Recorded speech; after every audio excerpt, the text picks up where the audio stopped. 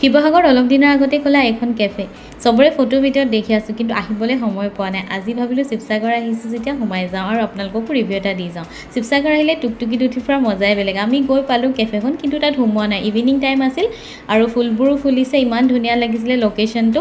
ছানছেটৰ time হৈছে আৰু শিৱদৌলটো চাওক না, ইমানেই ধুনীয়া লাগিছিলে। আৰু এই কঁঠাল গছজোপা ভাবিলোঁ আপোনালোকক দেখাওঁ, এনেকৈ লগা মই কেতিয়াও দেখা নাই, একদম ডাল ভৰি কঁঠাল লাগিছে।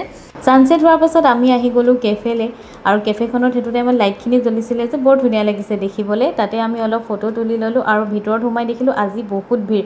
যেনে তেনে কৰ্নাৰ এটা বিচাৰি বহি ল'লোঁ আৰু মেনু ডিচাইড কৰাত লাগিলোঁ। মেনুত অপশ্যনো বহুত আছিলে, Indian, Chinese, continental plus breakfast আইটেমছো এভেইলেবল আছিলে আৰু প্ৰাইচবোৰো এফৰ্ডেবল।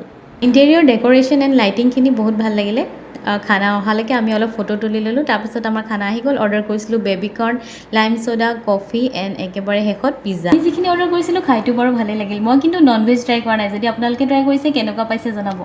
বাট লোকেশ্যনটো মোৰ বহুত ভাল লাগিল। যদি কোনোবাই অহা নাই এতিয়াও, তেনেহ'লে এবাৰ ভিজিট কৰিব। আৰু আজিলৈ আহিছোঁ, ফ'ল' কৰিবলৈ নাপাহৰিব।